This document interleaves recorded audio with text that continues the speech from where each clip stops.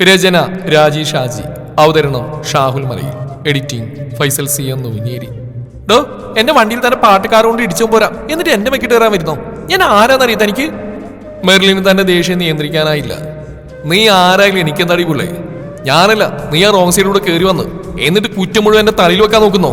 കള്ളി. ആദ്യം വിട്ടുകൊടുക്കാൻ തയ്യാറായില്ല. വീട്ടിലെ പണിയെല്ലാം തീർത്തിറങ്ങിയപ്പോൾ വൈകിയത് കാരണം ടെക്സ്റ്റൈൽസിലേക്ക് ധൃതിയിൽ പോകുന്നതിനിടെ ഒരു വണ്ടിയെ ഓവർടേക്ക് ചെയ്യുന്നതിനിടെ റോങ് സൈഡിലൂടെ കയറി ആദ്യയുടെ കാറിലിടിക്കുകയായിരുന്നു മെർലിന്റെ സ്കൂട്ടി. ബഹളം കേട്ട് അവിടെ കൂടിയ ആളുകൾ ഒരുവിധ ഇരുകൂട്ടിനെയും സമാധാനിപ്പിച്ച് വിട്ടു. പോകുന്ന വഴി പരസ്പരം ദഹിപ്പിക്കുന്ന നോട്ടം നോക്കാൻ ഇരുവരും മറന്നില്ല. കാറിന്റെ സ്റ്റിയറിംഗിൽ കൈമുറുക്കി ആദ്യം അവന്റെ മുഖം ദേഷ്യത്താൽ ചുമന്നു. എന്താ മെർലി ലേറ്റായത്? ഓടിക്ക് വെച്ച് ഓഫീസിലേക്ക് വരുന്ന മെർലിനെ നോക്കി സന്ധ്യ ചോദിച്ചു. ഓഹ്, എന്ത് പറയാനാ സന്ധ്യച്ചി, വരുന്ന വഴി ഒരു തന്നെ കാറിന്റെ വണ്ടിയിലൊന്ന് മുട്ടി. അയ്യോ, എന്നിട്ട്?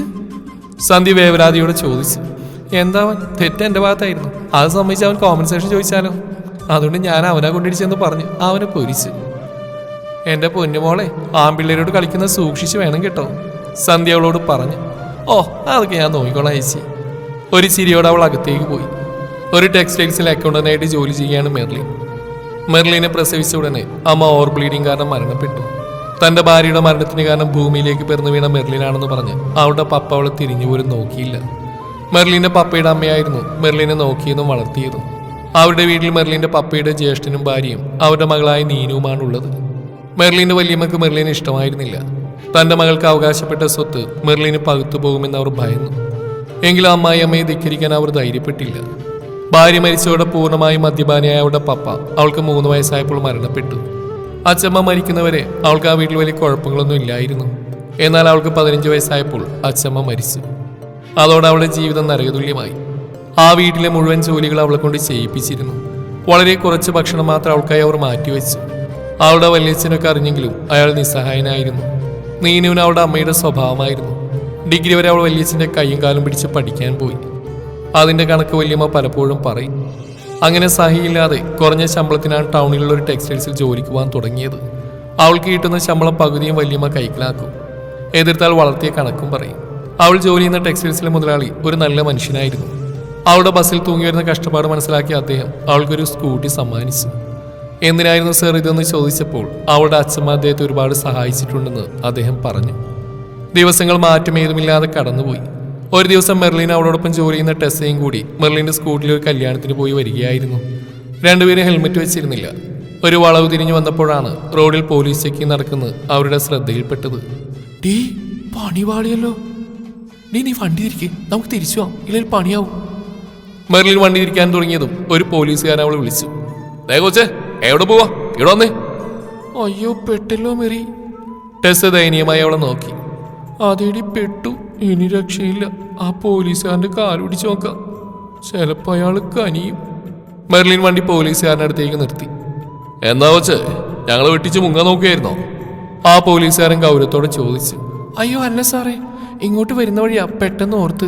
ഞങ്ങൾ കല്യാണത്തിന് പോയി തിരിച്ചു വന്നപ്പോൾ ഹെൽമെറ്റ് ഓഡിറ്റോറിയത്തിൽ മറന്നു, അത് എടുക്കാൻ പോവായിരുന്നു, അല്ലാതെ സാറിനെ കണ്ട് തിരിഞ്ഞു പോയതല്ല. മെർലിൻ നിഷ്കുഭാവത്തിൽ അയാളെ നോക്കി പറഞ്ഞു. ഓ, നിന്നെപ്പോ ഉള്ളവരെ കുറെ കണ്ടിട്ടുള്ള. അയ്യോ, ഞങ്ങൾ അത്തരക്കാരല്ല സാറേ, ടെസ വീണ്ടും നിഷ്കുഭാവത്തിൽ പറഞ്ഞു. മതി പ്രസംഗിച്ച്.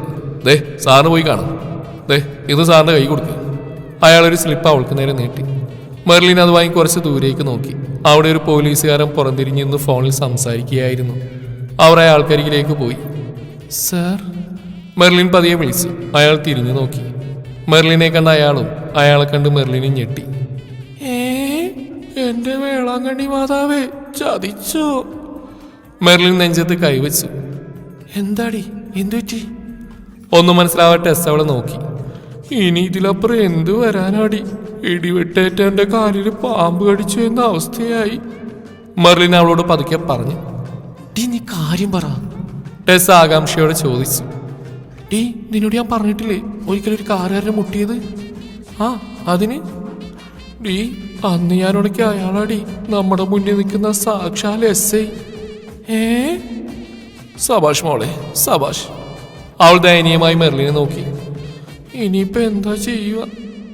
എന്ത് ചെയ്യാൻ? കരഞ്ഞു കാറി പിടിച്ച സമസ്ത അപരാധങ്ങൾക്ക് മാപ്പ് ചോദിക്കാം, അതേയുള്ളൂ വഴി, മെർലിൻ പറഞ്ഞു. എന്താണ് ഈ രണ്ടും കൂടി ഇന്ന് പിറുവിറുക്കുന്നത്? എങ്ങനെ വാദിയെ പ്രതിയാക്കാന്നാണോ? പെട്ടെന്ന് എസ് ഐ മെർലിനെ നോക്കി ചോദിച്ചു. ഏയ് അതൊന്നല്ല സർ, എനിക്ക് ഈ സാറിനെ അറിയാന്ന് ഞാൻ ഇവളോട് പറഞ്ഞതാ. മെർലിൻ ചമ്മിയ ചിരിയോടെ പറഞ്ഞു. നീ പഠിച്ച കളിയാ. നിന്നെ എന്തെങ്കിലും എന്റെ കൈ കിട്ടുമെന്ന് എനിക്ക് അറിയായിരുന്നു. പക്ഷേ അത് ഇത്ര പെട്ടെന്നാവുമെന്ന് കരുതിയില്ല. സർ പ്ലീസ്, അന്നത്തെ ദേഷ്യം സാറിനോട് തീർക്കരുത്. ഞാൻ കാല് പിടിക്കാം പ്ലീസ്. അവൾ കൈകൂപ്പി ആദ്യോട് പറഞ്ഞു. ഇപ്പൊ എന്ത് നിഷ്കുവാ? അന്ന് ഇങ്ങനെയൊന്നും അല്ലായിരുന്നല്ലോ. ചീറ്റപ്പുലെ പോലായിരുന്നല്ലോ എന്നോട് പെരുമാറിയേ. അത് സർ, ഞാൻ ആളറിയാതെ. സർ പ്ലീസ്, ഇവളന്ന് വീട്ടിലെ ചില പ്രോബ്ലംസ് കാരണം ഒത്തിരി ടെൻഷനിലായിരുന്നു. അതാണ് അങ്ങനെ സംഭവിച്ചു പോയത്. അത് മനസ്സിൽ വെച്ച് സാറ് പെരുമാറരുത് പ്ലീസ്, ടെസ് ഇടക്കേറി പറഞ്ഞു.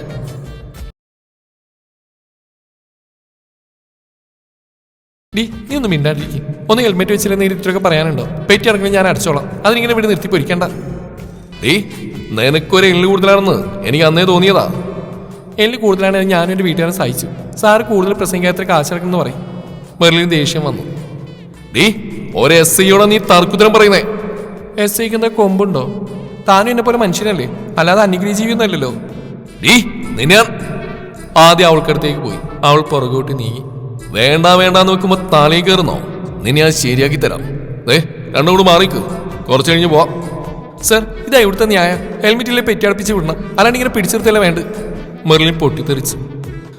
നിർത്തി, എന്നെ ന്യായം പഠിപ്പിക്കാൻ നീ ആരടിപ്പില്ലേ? മര്യാദക്ക് അങ്ങോട്ട് മാറിക്ക്, ഇല്ല തൂക്കിയെടുത്ത് ലോക്കപ്പിട്ട് ഞാൻ പറഞ്ഞേക്കാം. ആദ്യ ജീപ്പിന്റെ ബോണ്ടിൽ ആഞ്ഞടിച്ചു. താൻ. മെർലിൻ അയാൾക്ക് നേരെ വന്നു. ടെസ് അവളെ പിടിച്ചു മാറ്റി. വേണ്ട, വീട്ടിൽ എന്നെ ഇയാളെന്നെ അങ്ങ് ഉണ്ടാക്കുമെന്ന് പറഞ്ഞാൽ നീ പേടിക്കായിരിക്കും. പക്ഷെ ഈ മെർലിൻ പേടിക്കില്ല. ഓരോരുത്തന്മാര് ജോലി കിട്ടിയ പിന്നെ തറയിലൊന്നല്ല, ആരുടെ മെക്കിട്ട് കയറാന്ന് പറഞ്ഞാൽ നടക്കുന്നേ. മെർലിന് ദേഷ്യം നിയന്ത്രിക്കാനായില്ല. നീ ഒന്നും മിണ്ടാണ്ടിരിക്കേ, ടെസ പേടിയോടെ പറഞ്ഞു. നീ എന്തിനാ ടെസ പേടിക്കുന്നേ? നിയമൊക്കെ എനിക്കും അറിയാം. ഹെൽമെറ്റിൽ എന്ന് കരുതി അങ്ങനെ റോഡിൽ പിടിച്ചെടുത്താൽ അധികാരം ഒരു പോലീസുകാരനും ഇല്ല. വീണ്ടും അവൾ എന്തൊക്കെയോ പറഞ്ഞുകൊണ്ടിരുന്നു. ആദ്യം അതൊന്നും കാര്യമാക്കാതെ തന്റെ ജോലി തുടർന്നു. ഏകദേശം 2 മണിക്കൂറോളം ആദ്യം അവരവിടെ നിർത്തി. എന്നിട്ട് അവൻ ജീപ്പിൽ കയറി ഒരു പോലീസുകാരനോട് അവരെ പറഞ്ഞവിടെ പോയി. മെർലിൻ ആദ്യോട് വളരെ ദേഷ്യം തോന്നി. അയാളെ പ്രാഗിക്കൊണ്ട് അവൾ വണ്ടിയിൽ കയറി. ടെസ്സയെ വീട്ടിലാക്കി തന്റെ വീട്ടിലെത്തിയപ്പോൾ സമയം 6 മണി കഴിഞ്ഞിരുന്നു. കേട്ടില്ലാമ്മ വന്നോ? നേരം വെളുത്തപ്പോ ഒരുങ്ങി കെട്ടി പോയതടി ചൂല. നീ ഇവിടുന്ന് സമയം ഇപ്പൊ 6 കഴിഞ്ഞു. എവിടെ കറങ്ങി തിരിഞ്ഞ് നടക്കരുന്നടി നീ? ഇങ്ങനെ ഒരുങ്ങിക്കെട്ടി നടന്നാ മതിയല്ലോ, ഒരു പണിയും ചെയ്യാതെ. വല്യമ്മ നിർത്താൻ പാവില്ലായിരുന്നു. ആ കാലമാടക്കാരൻ ഇന്ന് ഇവരുടെ വായിന്ന് വരുന്ന മുഴുവൻ കേൾക്കണോ എന്റെ കർത്താവേ? മെർലിൻ ആദ്യം നന്നായിട്ട് മനസ്സിൽ ധ്യാനിച്ചു. അവൾക്ക് അവനെ കൊല്ലാനുള്ള ദേഷ്യം വന്നു. സ്ഥിരം കേൾക്കുന്നതായതുകൊണ്ട് വല്യമ്മ പറഞ്ഞൊന്നും അവൾ കാര്യമാക്കിയില്ല. അങ്ങനെ ദിവസങ്ങൾ പലതും കൊഴിഞ്ഞു. സൂര്യൻ ഉദിക്കുന്നതിന് മുന്നേ എഴുന്നേറ്റ് വീട്ടിലെ പണികളെല്ലാം ഒരു യന്ത്രം കണക്കി ഓടി നടന്ന് ചെയ്ത് 9 മണിയാകുമ്പോഴേക്കും ഒരു ഓട്ടമാണ്. ഇതിനിടയിൽ പലപ്പോഴും ഒരു ചായയിൽ മെർലിന്റെ ബ്രേക്ക്ഫാസ്റ്റ് ഒതുങ്ങും. അവൾ പലപ്പോഴും ചിന്തിക്കും, തൻ്റെ അമ്മ ഉണ്ടായിരുന്നെങ്കിൽ തനിക്ക് ഇന്ന് ഈ അവസ്ഥ വരില്ലായിരുന്നുവെന്ന്. കൂടെ ജോലി ചെയ്യുന്നവർ അമ്മമാരെ കുറിച്ച് പറയുമ്പോൾ പലപ്പോഴും അവളുടെ കണ്ണ് നിറയും. അവളുടെ അമ്മയെ കണ്ട ഓർമ്മ പോലും അവൾക്കില്ല. ഒരമ്മയുടെ സ്നേഹം അനുഭവിക്കാൻ യോഗ്യതയില്ലാത്തൊരു ഹതഭാഗിയാണ് താനെന്ന് അവൾക്ക് പലപ്പോഴും തോന്നും. ഇതിനിടയിൽ പലപ്പോഴും അവൾ ആദ്യം കണ്ടു. എങ്കിലും അവൾ അവനെ കണ്ട ഭാവം കാണിച്ചില്ല. പക്ഷേ ആദ്യം അവളെ ശ്രദ്ധിക്കുന്നുണ്ടായിരുന്നു. ഒരു ദിവസം അവൾ ജോലി ചെയ്യുന്ന ടെക്സ്റ്റൈൽസിൽ കുറച്ചുപേർ പർച്ചേസിങ്ങിന് വന്നു. ആ കൂട്ടത്തിൽ ആദ്യം ഉണ്ടായിരുന്നു. അവൾ അവൻ ആദ്യമായി കാണുന്ന രീതിയിലായിരുന്നു അവനോട് പെരുമാറിയത്. ടെസ് ആകെ ഞെട്ടി. ടെസ് സെയിൽസ് ഗേളായിരുന്നു. ആദിയുടെ കൂടെ വന്ന സ്ത്രീകൾ ഓരോന്ന് പർച്ചേസ് ചെയ്യാൻ തുടങ്ങി. ടെസ്സയും കൂടെയുള്ളവരും അവർക്ക് ആവശ്യമായ ഡ്രസ്സൊക്കെ കാണിച്ചു കൊടുത്തു. ഈ നേരം അത്രയും ആദിയുടെ നോട്ടം ക്യാഷിലിരിക്കുന്ന മെർലിനായിരുന്നു. അവളവനെ നോക്കിയതേയില്ല. ഇടയ്ക്ക് അവളുടെ കണ്ണുകൾ അറിയാതെ ആദിയിലേക്ക് എത്തിയപ്പോൾ അവൾ കണ്ടത് തന്നെ നോക്കി അവരുടെ കൂടെയുള്ള ഒരു പെൺകുട്ടിയോട് ആദ്യം എന്തോ പറയുന്നതാണ്. മെർലിൻ പിന്നെ ആ ഭാഗത്തേക്ക് നോക്കിയതേയില്ല. എല്ലാവരുടെയും പർച്ചേസിങ് കഴിഞ്ഞ് ബില്ല് പേ ചെയ്യാൻ ആദ്യം അവനോടൊപ്പമുള്ള പെൺകുട്ടിയും ക്യാഷ് കൗണ്ടറിലേക്ക് വന്നു. ബില്ലും കാശും മെർലിന് കൊടുത്തുകൊണ്ട് ആദ്യം കൂടെയുള്ള പെൺകുട്ടിയോട് പറഞ്ഞു, കേട്ടോടി ഗംഗെ, ചില ആൾക്കാരുണ്ട്, സെയിൽസ് സ്റ്റാഫ് അക്കൗണ്ടന്റൊക്കെ ആയിരിക്കും, പക്ഷെ അവരുടെയൊക്കെ വിചാരമുണ്ടല്ലോ ഓണറാണെന്നാ. മെർലിൻ നിവർന്നു നോക്കാതെ തന്റെ ജോലി തുറന്നു. അവളെ കുറിച്ചാണ് ആദ്യം പറഞ്ഞതെന്ന് അവൾക്കറിയാമായിരുന്നു. അവൾ ബില്ലും ബാക്കി കാശും ആദ്യം ഏൽപ്പിച്ചു. അവനൊരു ചിരിയോടെ അത് വാങ്ങി മറ്റുള്ളവരോടൊപ്പം അവിടുന്ന് പോയി. പിന്നെ ഇടയ്ക്കൊക്കെ ആദ്യം കൂട്ടുകാരോടൊപ്പവും ബന്ധുക്കളോടൊപ്പവും അവിടെ വരാൻ തുടങ്ങി. ഒരു ദിവസം ഗംഗയോടൊപ്പം ആദ്യം വന്നു. മെർലിനെ എന്തൊക്കെയോ പറഞ്ഞ് കളിയാക്കാൻ തുടങ്ങി. കുറെ നേരം കേട്ടുന്ന മെർലിൻ പെട്ടെന്ന് പ്രതികരിച്ചു. അവളും വായിൽ വന്നൊക്കെ അവനോട് പറഞ്ഞു. നിർഭാഗ്യവശാൽ അപ്പോഴാണ് ടെക്സ്റ്റൈൽസിന്റെ ഓണർ അവിടേക്ക് വന്നത്. മുതലാളിയുടെ മകനായിരുന്നു അത്. മുതലാളിയുടെ ഒരു നല്ല ഗുണവുമില്ലാത്ത ഒരു മുരടനാണ് അയാൾ. തന്റെ കസ്റ്റമേഴ്സിനോട് കയർക്കുന്ന മെർലിനെ അയാൾ വഴക്ക് പറയുകയും ഇനി ജോലിക്ക് വരണ്ടെന്ന് പറഞ്ഞ് അവിടുന്ന് ഇറക്കി വിടുകയും ചെയ്തു. അവൾ കരഞ്ഞുകൊണ്ട് അവിടുന്ന് ഇറങ്ങിപ്പോയി. ആദിക്കും കൂടെ വന്ന ഗംഗക്കും വിഷമമായി. ആദി വേണ്ടായിരുന്നടാ, പാവാ കുട്ടി, ഗംഗ പറഞ്ഞു. ഞാൻ ചുമ്മാ ഒരു തമാശക്ക്. വേണ്ട ആദി, ഈടായിട്ട് നിന്റെ തമാശ ഇത്തിരി കൂടുന്നുണ്ട് കേട്ടോ. ആദിയും ഗംഗയെ ഓണർ കണ്ട് മെർലിനെ തിരിച്ചു വിളിക്കാൻ പറഞ്ഞെങ്കിലും അയാൾ തന്നെ നിലപാടിൽ ഉറച്ചു നിന്നു. ജോലി പോയത് കാരണം മെർലിന്റെ വല്യമ്മ അവളെ വഴക്ക് പറയുകയും കൂടുതൽ കഷ്ടപ്പെടുത്തുകയും ചെയ്തു. 2 ദിവസങ്ങൾക്ക് ശേഷം ആദി ടെക്സ്റ്റൈൽസിൽ പോയി. ടെസ്സ എവിടെ ഉണ്ടായിരുന്നു? ടെസ്സ, മെർലിൻ അവളുടെ വീട് എവിടെയാ? ആദി ടെസ്സയോട് ചോദിച്ചു. എന്തിനാണ് സർ? അവളോട് പ്രതികാരം ചെയ്ത് മതിയായില്ലേ സാറിന്? പ്ലീസ് സർ, അവളൊരു പാവ, അവളെ വെറുതെ വിട്ടേക്ക്. അവൾ ആദിയുടെ മുമ്പിൽ കൈകൂപ്പി. ടെസ്സ അന്ന് അങ്ങനെയൊക്കെ സംഭവിച്ചു പോയി, ഒന്നും മനഃപൂർവ്വമല്ല. ഞാൻ അയാളെ കണ്ട് സോറി പറഞ്ഞോളാം. അയാളുടെ വീട് എവിടെയാണെന്ന് പറയും. വേണ്ട സർ, അവളെ കാണണ്ട. അതിനുകൂടി അവളുടെ വല്യമ്മ അവളെ വഴക്ക് പറയും. വല്യമ്മയോ? അപ്പോൾ മെർലിൻ്റെ പേരൻസ്? ആദ്യ ആകാംക്ഷയോടെ അവൾ നോക്കി. സർ, അതൊക്കെ ഒരു വലിയ കഥയാ. പ്ലീസ് ടെസ്സ, എനിക്കൊരു സമാധാനമില്ല. അന്ന് ഞാൻ കാരണം. ഒരു 10 മിനിറ്റ് കഴിഞ്ഞ് ലഞ്ച് ടൈമാണ്. സാറിന് തിരക്കില്ല, അപ്പുറത്തെ കഫേയിൽ വെയിറ്റ് ചെയ്യും. ഞാൻ അങ്ങോട്ട് വരാം. ഓക്കെ ടെസ്സ, ഞാൻ വെയിറ്റ് ചെയ്യാം. Okay sir. ആദ്യം പുറത്തേക്ക് ഇറങ്ങി. അവിടെയുള്ളവർ അവളോട് കാര്യം തിരക്കി. അവൾ അവരോട് കാര്യങ്ങളൊക്കെ പറഞ്ഞു. 10 മിനിറ്റിന് ശേഷം ടെസ്സ കഫേയിലെത്തി. സാറ് കാത്തിരുന്ന് ഊഷിഞ്ഞോ? ഏയ് ഇല്ലടോ, എനിക്ക് കുടിക്കാനെന്താ? എന്തായാലും ഓക്കെ. ആദ്യം 2 കോഫി ഓർഡർ ചെയ്തു. പറയടോ, എന്താ മെർലിൻ്റെ പ്രോബ്ലം? ടെസ്സ മെർലിനെ കുറിച്ചുള്ള എല്ലാ കാര്യങ്ങളും ആദിയോട് പറഞ്ഞു. സാറൊരു നല്ല മനസ്സിൻ്റെ ഉടമയാണെന്ന് തോന്നിയുകൊണ്ടാണ് ഞാനൊക്കെ സാറിനോട് പറഞ്ഞു. എങ്ങനെയും ദൂരെയോടെ ജോലി അവൾക്ക് വാങ്ങിക്കൊടുക്കാൻ സാറിന് പറ്റുമോ? അവൾ ഈ നരകത്തിൽ നിന്ന് രക്ഷപ്പെടാൻ അത്രയ്ക്ക് സഹിക്കുക സാറേ ആ പാവം. അവളുടെ കണ്ണുകൾ നിറഞ്ഞു. ഏയ് ടെസ്സ മോളെ, കരയാതെ, നമുക്കൊക്കെ ശരിയാക്കാം. ടെസ്സ ആദ്യം നോക്കി. സത്യമാണോ സർ? ആ മോളെ, നമുക്ക് അവളെ ആ നരകത്തിൽ നിന്ന് രക്ഷിക്കാം. പക്ഷെ എൻ്റെ മോൾ സാറെന്ന് വിളിക്കണ്ട, എന്നൊരു ഏട്ടനായിട്ട് തന്നാൽ മതി. മോൾ എന്നെ ധൈര്യമായിട്ട് ഏട്ടാന്ന് വിളിച്ചു. അവളൊരു പുഞ്ചിരിയോടെ അവനെ നോക്കി. പിന്നെയും കുറച്ചു നേരം സംസാരിച്ച് പരസ്പരം നമ്പർ നൽകി അവർ പിരിഞ്ഞു. ടെസ്സയിലൂടെ മെർലിൻ്റെ കാര്യങ്ങൾ ആദ്യം അറിയുന്നുണ്ടായിരുന്നു. ആദിയുടെ വീട്ടിൽ അവനും അച്ഛനും മാത്രമേ ഉള്ളൂ. അമ്മ അവൻ്റെ കുഞ്ഞിലേ മരിച്ചു. അച്ഛൻ അവന് നല്ലൊരു സുഹൃത്താണ്. മെർലിനെ കണ്ടപ്പോൾ മുതലുള്ള കാര്യം ആദ്യം അച്ഛനോട് പറഞ്ഞിട്ടുണ്ട്. അദ്ദേഹമാണ് പറഞ്ഞ് മെർലിനെ പോയി കണ്ട് സോറി പറയാൻ. ആദിയുടെ അമ്മാവനും അമ്മായിയും അവരുടെ മകൾ ഗംഗയുമാണ് അവരുമായിട്ട് നല്ല ബന്ധമുള്ള റിലേറ്റീവ്സ്. അവരോട് മെർലിൻ്റെ കാര്യം ആദ്യം പറഞ്ഞിട്ടുണ്ട്. അവളെ കാണാനാണ് ഗംഗയെ കൂട്ടി ആദ്യം ടെക്സ്റ്റൈൽസിൽ പോയത്. ഒരു സൺഡേ മെർലിൻ പള്ളിയിൽ പോയി വീട്ടിലേക്ക് വന്നപ്പോൾ അവൾ വീട്ടിൽ കയറാൻ തുടങ്ങിയപ്പോൾ ഒരു വണ്ടിയുടെ ശബ്ദം കേട്ട് അവൾ തിരിഞ്ഞു നോക്കി. ഒരു കാറ് വീട്ടുമുറ്റത്ത് വന്ന് നിന്നു. അതിൻ്റെ ഡ്രൈവിംഗ് സീറ്റിൽ നിന്നിറങ്ങുന്ന ആളെ കണ്ട് അവളൊന്ന് ഞെട്ടി. ആദി സാർ? അവളുടെ നാവിൽ നിന്ന് ആ പേര് ഉയർന്നു. അവളുടെ ഞെട്ടൽ മാറുന്നതിന് മുമ്പ് തന്നെ കാറിൽ നിന്ന് കുറച്ച് പേര് കൂടി ഇറങ്ങി. അതിലൊരാളെ മെർലിൻ കണ്ടിട്ടുണ്ട്. അന്ന് ആദിയോടൊപ്പം ടെക്സ്റ്റൈൽസിൽ വന്ന പെൺകുട്ടി, പിന്നെ പ്രായമുള്ള 2 പുരുഷന്മാരും ഒരു സ്ത്രീയും. മെർലിൻ എന്ത് ചെയ്യണമെന്നറിയാൻ നിന്നു. വീട്ടിൽ വരുന്നവരോട് ഇങ്ങനെയാണോ പെരുമാറുന്നത്? ഒന്ന് വീട്ടിൽ കയറാനെങ്കിലും പറയടോ. ആദി പുഞ്ചിരിയോടെ പറഞ്ഞു. അത് സർ, പെട്ടെന്ന് ഞാൻ കയറി സർ. മെർലിൻ അകത്തേക്ക് കയറിക്കൊണ്ട് പറഞ്ഞു. അവരെല്ലാവരും പുഞ്ചിരിയോടെ അകത്തേക്ക് കയറി. പുറത്ത് വണ്ടിയുടെ ശബ്ദം കേട്ട് മെർലിൻ്റെ വല്യമ്മയും നീനയും ഉമ്മറത്തേക്ക് വന്നു. അപരിചിതരെ കണ്ട ആകാംക്ഷയോടെ നിൽക്കുകയാണ് 2 പേരും. ആരാ? മനസ്സിലായില്ല. വല്യമ്മ ചോദിച്ചു. ഞാനിവിടുത്തെ സ്റ്റേഷനിൽ SI ആണ്. എൻ്റെ പേര് ആദി. ഇതെൻ്റെ അച്ഛൻ. ഇത് അമ്മാവനും അമ്മായിയും. ഇതിവിടെ മകൾ ഗംഗ. ഞങ്ങളിപ്പോൾ വന്ന് ഇവിടുത്തെ മോളെ എൻ്റെ മകന് വേണ്ടി പെണ്ണി ചോദിക്കാനാ. ആദിയുടെ അച്ഛൻ പറഞ്ഞു. പെണ്ണി ചോദിക്കാനോ? വല്യമ്മ അതിശയത്തോടെ ചോദിച്ചു. അതെ, പക്ഷെ ഇവിടെ 2 പെൺകുട്ടികളുണ്ടല്ലോ, ഇതിലേതാ മൂത്തുകുട്ടി? ആദിയുടെ അമ്മാവൻ ചോദിച്ചു. അത് ഞങ്ങൾക്കൊരു മോളേ ഉള്ളൂ. ദേ ഈ നിൽക്കുന്ന നീനും. ഇത് ഇവിടുത്തെ വേലക്കാരിയാ. മെർലിനെ ചൂണ്ടി അവർ പറഞ്ഞു. മെർലിൻ അത് പ്രതീക്ഷിച്ചതായതുകൊണ്ട് അവൾ ഞെട്ടിയില്ല. എന്ത് കാണാനാടി നോക്കിയിരിക്കുന്നത്? വീട്ടിൽ ആരെങ്കിലും വന്ന് അവർ കുടിക്കാൻ ഞാൻ പറഞ്ഞു തരാം നിനക്ക്. പോയി ചായ ഇട്ടോണ്ട് അടി. വല്യമ്മ ദേഷ്യപ്പെട്ടു. അവൾ ഓടി അടുക്കളയിലേക്ക് പോയി. അല്ല, നിങ്ങൾ നിൽക്കുകയാണോ? ഇരിക്ക്. വല്യമ്മ അവരോട് പറഞ്ഞു. അവരിരുന്നു. കുറച്ച് സമയത്തിന് ശേഷം മെർലിൻ ചായയും പലഹാരങ്ങളുമായി വന്നു. മോളെ, നീ ഇത് വാങ്ങി എല്ലാവർക്കും കൊടുക്ക്. വല്യമ്മ നീനുവിനോട് പറഞ്ഞു. അവൾ വാങ്ങാൻ പോയതും ആദ്യം പറഞ്ഞു. വേണ്ട, ചായ ഇട്ടത് ആ കുട്ടിയല്ലേ, അവൾ തരട്ടെ. അല്പം നീരസത്തോടെ വല്യമ്മ സമ്മതിച്ചു. മെർലിൻ ചായ അവർക്ക് കൊടുത്തു. അപ്പൊ കാര്യങ്ങളൊക്കെ എങ്ങനെയാ? പിന്നെ ഞങ്ങൾ പാവങ്ങളാ, എന്നാലും അത്യാവശ്യം മോൾക്ക് വേണ്ടൊക്കെ ഞാൻ കരുതിയിട്ടുണ്ട്, വല്യമ്മ പറഞ്ഞു. അത് ഞങ്ങൾക്ക് അറിയാലോ. മെർലിൻ മോള് ജോലിക്ക് പോകാൻ തുടങ്ങിയ പിന്നെ അവളെ ഊറ്റിയുണ്ടാക്കിയതൊക്കെയല്ലേ. ആദിയുടെ അച്ഛൻ അവർ നോക്കി പുച്ഛിച്ചുകൊണ്ട് പറഞ്ഞു. അവർ ചോദ്യഭാഗത്തിൽ എല്ലാവരെയും നോക്കി. നിങ്ങൾക്കൊന്നും മനസ്സിലായില്ലല്ലേ? ഞങ്ങൾക്ക് നിങ്ങളുടെ മകളെയല്ല, മെർലിൻ മോളെയാണ് വേണ്ടത്, ആദിയുടെ അമ്മാവൻ പറഞ്ഞു. ഇവളെയോ? ഇവളെടുത്ത് വേലക്കാരിയല്ലേ ഇവളെ? നിർത്തടി. ഒരു സ്ത്രീയായി നിനക്കെങ്ങനെ ഒരു പെങ്കൊച്ചിനെ കഷ്ടപ്പെടുത്താൻ തോന്നുന്നു? ആദിയുടെ അമ്മായി പൊട്ടിത്തെറിച്ചു. ഒക്കെ കേട് ഞെട്ടി നിൽക്കായിരുന്ന മെർലിൻ്റെ അടുത്തേക്ക് ആദി വന്നു. മെർലിൻ, ടെസ്സയിലൂടെ ഞാൻ അറിഞ്ഞു മെർലിനെ കുറിച്ചല്ല. എനിക്ക് തന്നെ ഇഷ്ടമാണ്. തന്നോടുള്ള സാധാപം കൊണ്ടൊന്നുമല്ല.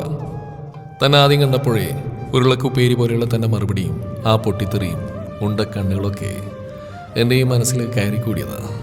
എനിക്ക് വേണം നിന്നെ. മെർലിൻ കണ്ണു നിറച്ച് ആദിയെ നോക്കി.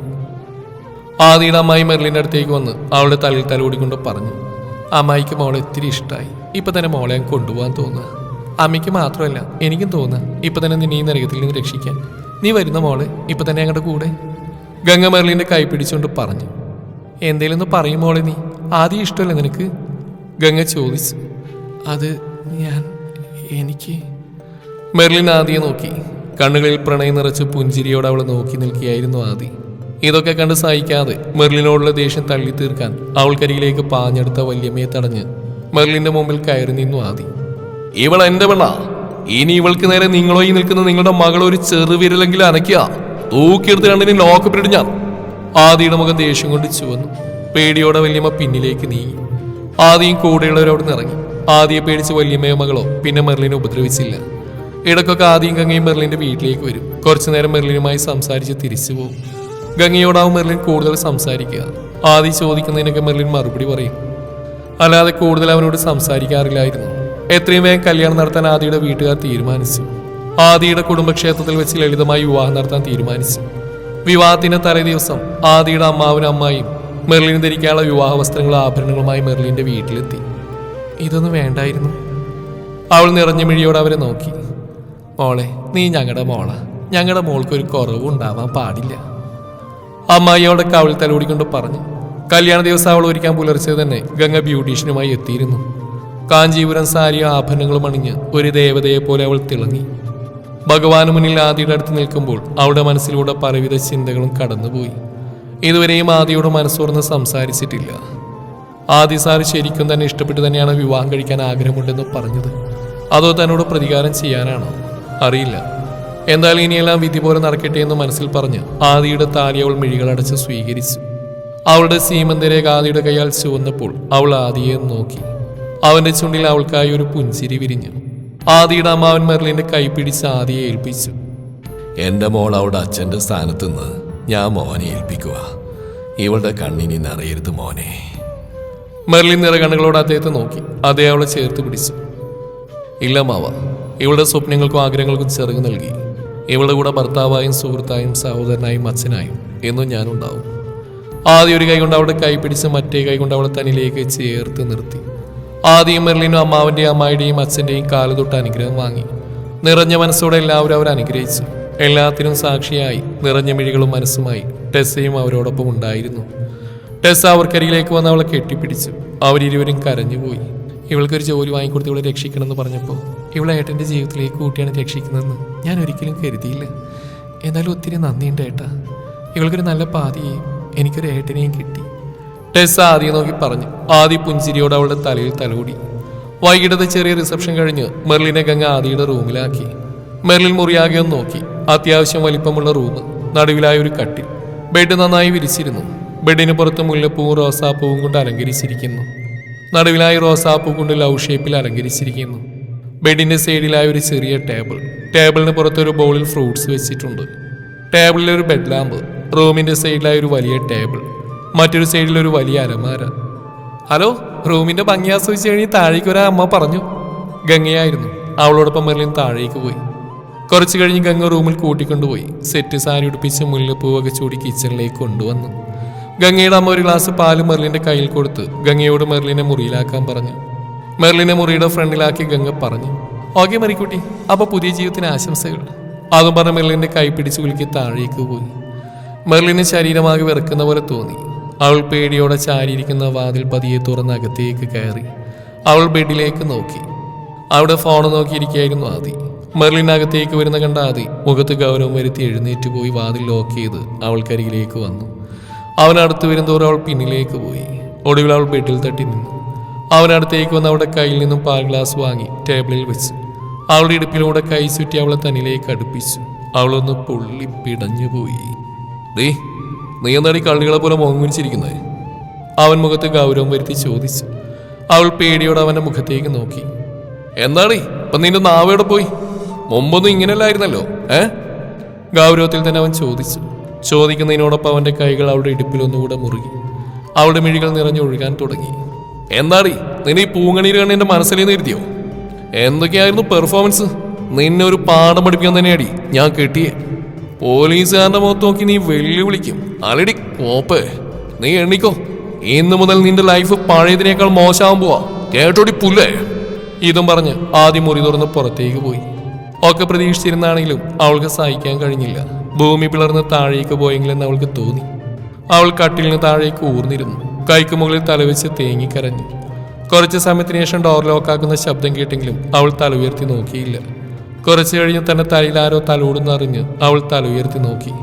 അവൾക്ക് തന്റെ കണ്ണുകളെ വിശ്വസിക്കാനായില്ല. അവൾക്കരികിൽ നിറഞ്ഞ പുഞ്ചിരിയുമായി ആദി. അവൾ എന്തെങ്കിലും പറയാൻ തുടങ്ങുന്നതിന് മുമ്പ് ആദ്യം അവളെ തന്നെ നെഞ്ചോട് ചേർത്ത് പിടിച്ചിരുന്നു. എന്താടി പേടിച്ചു പോയോ? അവന്റെ ശബ്ദം നേർത്തിരുന്നു. അവൻ അവളുടെ മുഖം ഇരുകൈകളാലും പിടിച്ചുയർത്തി അവളുടെ കണ്ണുകൾ അമർത്തി തുടച്ചു. അവളുടെ നെറുകയിൽ ചുംബിച്ചു. തന്റെ ഭർത്താവിന്റെ ആദ്യ ചുംബനം. അവൾ കണ്ണുകൾ അടച്ചു. ഞാൻ ചുമ്മാ നിന്നെ ഒന്ന് പേടിപ്പിച്ചല്ലേ? നീ എന്നെ കുറച്ച് വട്ടം ചുറ്റിച്ചല്ലേ? ഒന്നുമില്ലെങ്കിലും ഞാനൊരു പോലീസുകാരനല്ലേടി. അവൻ മീശ വിരിച്ച് അവളെ നോക്കി. വാ എഴുന്നേൽക്ക്. അവൻ അവളെ പിടിച്ച് എഴുന്നേൽപ്പിച്ച് ബെഡിൽ അവനരികിൽ ഇരുത്തി. ഇപ്പോഴും പേടിയാണോ എന്നെ? അവളെ താടി പിടിച്ചുയർത്തി അവൻ ചോദിച്ചു. അവളൊന്നും മിണ്ടിയില്ല. അന്ന് ടെക്സ്റ്റൈൽസിൽ തന്നെ പറഞ്ഞു വിട്ടപ്പോൾ സങ്കടം തോന്നി. പിന്നെ ടെസ്സേ കണ്ടപ്പോഴാണ് തന്നെ കാര്യങ്ങളൊക്കെ അറിഞ്ഞ്. അവ ശരിക്കും ഞാൻ ആകെ തകർന്നുപോയി. ചിരിച്ചു കളിച്ചിടക്കുന്ന തൻ്റെ ഉള്ളിൽ ഇങ്ങനെ ദുഃഖമുണ്ടെന്നറിഞ്ഞപ്പോൾ വേദന തോന്നി. അന്ന് തീരുമാനിച്ച തന്നെ കൂടെ കൂട്ടണമെന്ന്. സാധാപം കൊണ്ടൊന്നല്ല കേട്ടോ, ശരിക്കും ഇഷ്ടമായിട്ട് തന്നെയാണ്. അതുകൊണ്ട് എൻ്റെ മെറിമോളി സങ്കടമൊക്കെ ഒന്ന് മാറ്റിവെച്ച് നമ്മൾ ഇന്നു മുതലൊരു ജീവിതം തുടങ്ങുക. നമ്മുടേത് മാത്രമായൊരു ലോകം. ഇണക്കങ്ങളും പിണക്കങ്ങളും അടിയൊക്കെ ആയിട്ട് നമുക്ക് ഈ ലൈഫ് എൻജോയ് ചെയ്യാടോ. എന്താ തനിക്ക് സമ്മതമല്ലേ? സമ്മതാണ് ഈ കൈത. അവൻ അവൾക്ക് നേരെ കൈ നീട്ടി. അവൾ ഒരു നിമിഷത്തിന് ശേഷം അവൻ്റെ കയ്യിൽ കൈവച്ച് അവൻ അവളുടെ കയ്യിൽ ചുണ്ടമർത്തി. അപ്പോഴേ ആദ്യരാത്രിയുടെ ചടങ്ങുകളും തെറ്റിക്കണ്ട. അവൻ പാൽ കുടിച്ച് അവൾക്ക് നൽകി. അവളും കുടിച്ച ശേഷം ഗ്ലാസ് വാങ്ങി ടേബിളിൽ വെച്ച് അവൻ അവളുടെ മുഖം പിടിച്ചുയർത്തി. രണ്ടുപേരുടെയും കണ്ണുകൾ തമ്മിൽ ഇടഞ്ഞു. അവൾ മിഴികൾ താഴ്ത്തി താഴേക്ക് നോക്കിയിരുന്നു. അവൻ അവളുടെ തോളിലൂടെ കൈയിട്ട് അവളെ തന്നിലേക്ക് ചേർത്ത് പിടിച്ചു. താനെന്താണോ എൻ്റെ മുഖത്തേക്ക് നോക്കാത്തത്? അവൻ്റെ ശബ്ദം നേർത്തിരുന്നു. അവൾ അവനെ തല ഉയർത്തി നോക്കി. അവളുടെ മിഴികൾ നിറഞ്ഞിരിക്കുന്നത് കണ്ട് അവൻ വേവരാതിയോടെ അവളെ നോക്കി. മോളെ എന്താടാ, എന്തിനാ മോള് കരയുന്നേ? അവൻ അവളുടെ കവളിൽ കൈ ചേർത്ത് ചോദിച്ചു.